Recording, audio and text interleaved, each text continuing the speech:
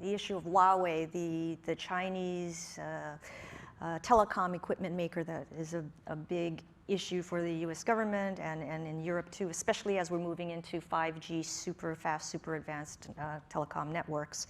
The US government has been pressing allies in Europe especially to bar Huawei from their 5G networks, and with mixed results or success. The argument there is that allowing Huawei into your networks will open a door for either Chinese surveillance or cyber attacks that could disrupt the network at a critical moment. But Sue Gordon, who is the recent Deputy Director of National Intelligence, you know well, Bill, has publicly argued that we have to take a pragmatic view that even if we don't have Huawei in our 5G here, there will be other countries around the world that do have Huawei in their networks, and we interconnect with those networks.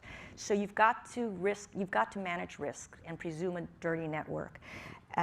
What do you think, Bill? Is she right? Well, in my space, whether she's right or not, I hate to even think about having to presume a dirty network.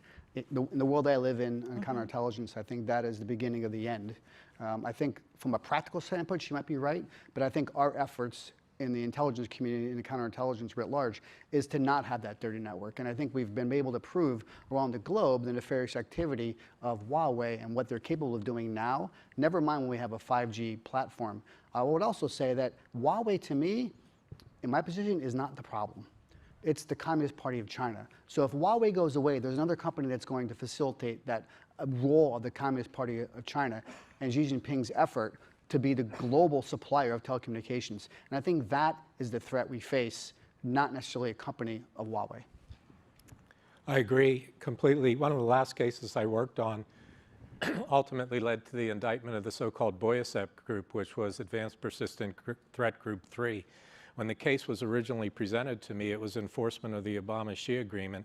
It later developed to be a global positioning satellite case, so think Google Maps, think bombs, drones, and then someone talked to me about precision agriculture, which I didn't know about. And then it later became written up as the spy arm of Huawei. So the Huawei conversation sounds like a 5G conversation that just emerged, but the Huawei conversation's been going on for some time. And I agree that they will go away until we, and someone else will replace them, until we address with China what is going to be our understanding. And I'm confident we can get there. It's just going to be very hard. Okay.